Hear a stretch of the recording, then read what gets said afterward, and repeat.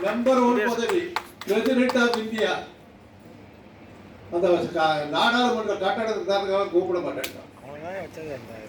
எங்கேயோ திருநெல்வேலியில் இருக்கிற அதான் ஒரு 5-6 பாப்பாடுகளை கூப்பிட்டு வந்து பூஜை போட்டு இது பண்ணுறாங்க. அந்த மாதிரி உள்ள போகிறதுக்கு உரிமை இல்லை. பதவினால உங்களுக்கு வந்து இது சமூக அந்தஸ்து கிடைச்சிடாது. ராம்நாத் கோவிந்த் உயர்ந்த பதவியில் இருந்தவர். வாரணாசியில் இருந்த ஒரு விஞ்சோவித்தி பாப்பா ஒரு கோயிலில் இருக்கிற அர்ச்சகர் அவன் வந்து உள்ள வராத போய அப்படியே.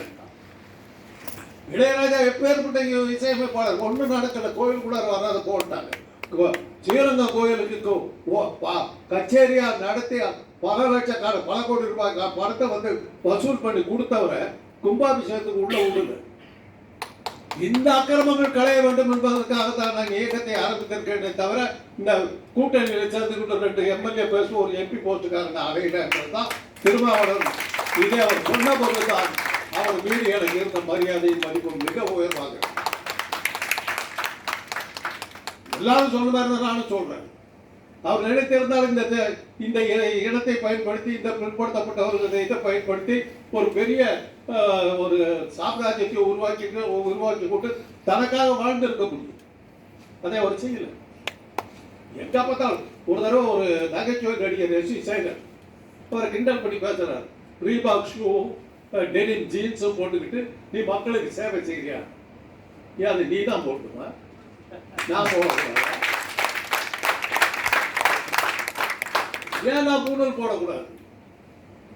உன்னை விட உயர்ந்தவன் நான் ஆயிட்டேன். நானே பூணூல் மாட்டிக்கிறேன். என்ன பண்ணிருக்க?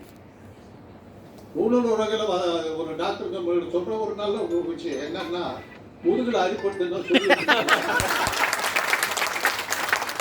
உடம்புலயே மிக அழுக்கான ஒரு பொருள் இருக்குதுன்னா ஒரு பூணூல் தான். எடுத்துக்கிட்டா நாறு. அந்த பூணூலை போட்டுக்கிட்டு இதை போட்டுக்கிட்ட நான் பெரிய ஆளுக்கிறேன். போயிச்சோ எனக்கு என்ன ஆகுது? நீ உன்னை எப்படியோ எங்க வேணாலும் ஏற்றி வச்சுக்கலாம். நான் என் மனசுல நீ அடித்தட்டதான் கிடக்குற. ஒரு சம்பவம், ஒரு வரலாற்று சம்பவத்தை சொல்ற கேளுங்க. மலையா சிங்கப்பூர்லாம் ஒன்றா இருந்த காலத்துல ஆங்கிலேயர்களை எடுத்து ஒரு பெரிய புரட்சி அங்கு ஒன்று நடந்தது. நடந்த போது தமிழர்கள் கொஞ்சம் கேவலப்படுத்தப்பட்டார்கள். தமிழர்கள் அத்தனை பேர் வேலை நிறுத்தம் செஞ்சாங்க. மலையாவும் சிங்கப்பூரும் நாரி போச்சு. ஏன்னா அங்க இருந்த துப்புரவு தொழிலாளர்கள் பல பேர் இந்த மாட்டு மலையாவும் சிங்கப்பூரும் நாரி போச்சு. அந்த போராட்டத்தை நடந்தத வந்து மலையா கணபதி பெயர் பெற்ற பட்டுக்கோட்டையை சேர்ந்த ஒரு தமிழ். அந்த தமிழன் தான் சுபாஷ் சந்திர போஸ் என்று சும்மா சுட்டிக்கிட்டு இருந்த ஒருத்தரை வந்து நேதாஜி ஆக்கணும். யாருக்கா தெரியுமா? யாருக்கா தெரியுமா? நேதாஜிக்கு இங்க சேவை இருக்குது. அந்த ஆளை நேதாஜி ஆக்கணும். கணபதிக்கு சேவை பேர் கூட தெரியும். இப்படி பல விஷயங்கள் இருக்குது. வர்ற வழியில பார்க்கிற சர்தார் பட்டேல் சாலை. பட்டேலுக்கு நமக்கு என்ன சம்பந்தம்?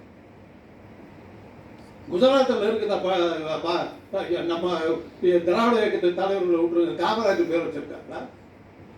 இல்ல ராஜாஜி பேர் வச்சிருக்காங்களா? வால் குடிச்சுட்டு சுத்தினர்ல அவங்க பின்னாடியே இருந்தாரு.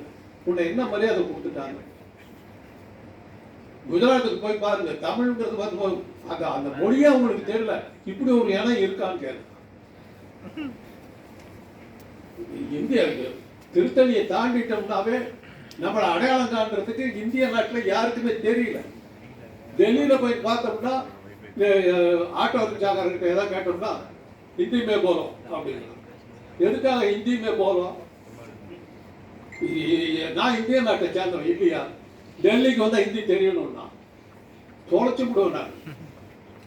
நீ யாரா? இந்த டெல்லி என்னவா இருந்தது இதுக்கு முன்னாடி? ஹரப்பா மொகஞ்சதாரோ அவனுடைய பகுதியை சேர்ந்ததுதான்டா டெல்லி. எங்களுடைய ஊருடா. நாங்க வரையும் வந்துட்டோம், நீ உள்ள போட்டுட்ட. ஏன்னா அந்த காலத்துல நம்ம பைத்தியகாரத்தனமா இருந்த சைவர்களா அசைவம் சாப்பிடுங்க.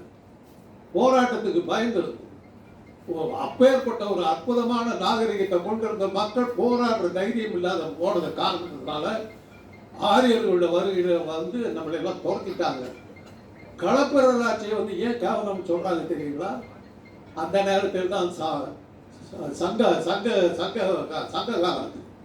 கடைச்சங்க காலம் அப்பதான் இருக்குது. அப்பதான் பௌத்த சமண இலக்கியங்கள் வந்தது. அதையெல்லாம் இருட்டடிப்பு பண்ணி ஒழிச்சு கண்ட புண்ணியத்தை கட்டி கொண்டவன் திருஞான சம்பந்தம் என்கிற ஒரு பார்ப்பான்.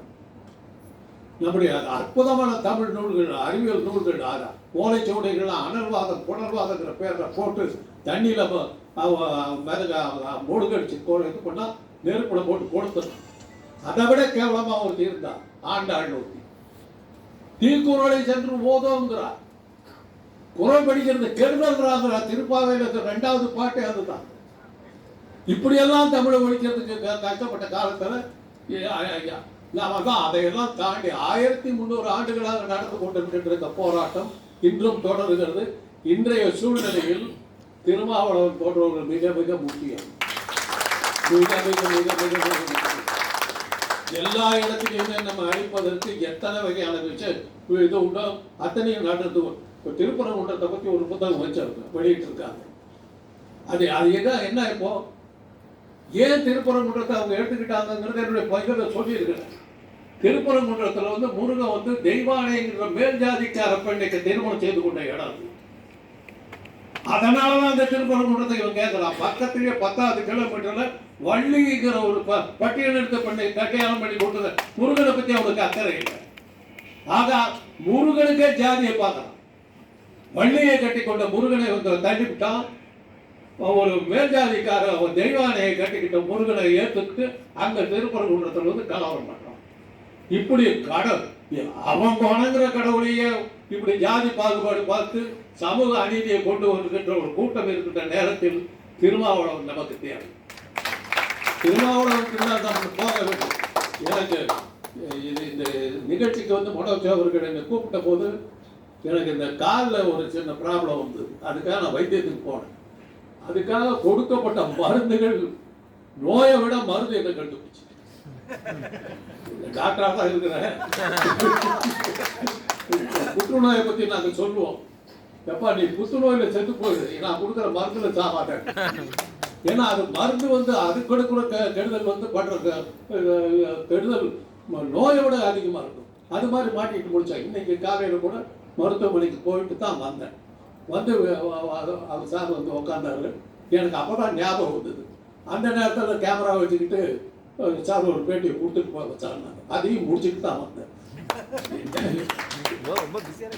திருமாவளவனுடைய தேவைகள் எப்போ முடியும்னா, சார் சொன்னார் ஏதோ ஒரு ஓலைச்சுவடியில் பண ஓலையில் இது காப்பியை மடிச்சு கொடுத்தாங்க. அது போகணும். அதெல்லாம் நீங்க இது பண்றீங்க. உங்க குடும்பத்துல யாராவது பட்டியலினத்தை சேர்ந்தவங்க இருக்காங்களான்னு என்ன கேட்கலாம். என்னுடைய அக்காவுடைய பேர், மூத்த சகோதரனுடைய பேர் ஆஸ்திரேலியாவில் இருக்கிறான். அவனுடைய மனைவி ஆஷான் பேர் பட்டியலினத்தை சேர்ந்து. பெரிய வேடிக்கை என்னன்னா, எங்க வீட்டுக்கு வந்த மருமகளே அந்த பொண்ணு தான் தங்கமான பொண்ணு.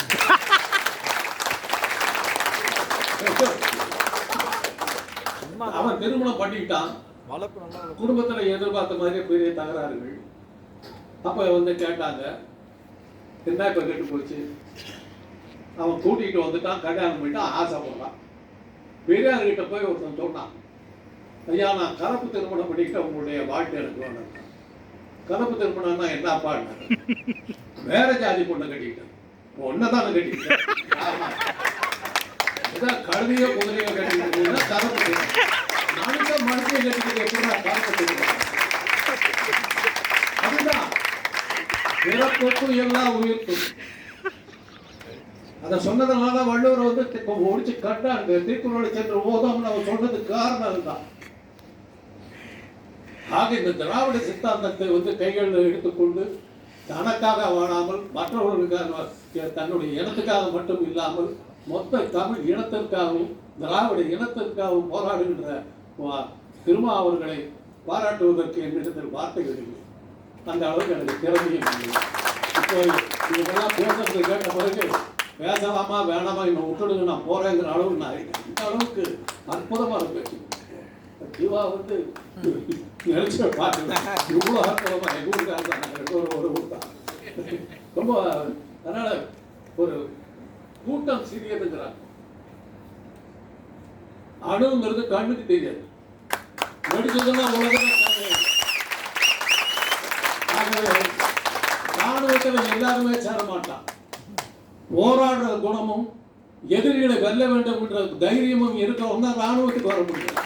ஆனால் ராணுவத்தில் இவ்வளவு பேட்டாக இருக்காங்க, அர்த்தம் இல்லை. நீங்கள்லாம் ராணுவ வீரர்கள். உங்களுக்கு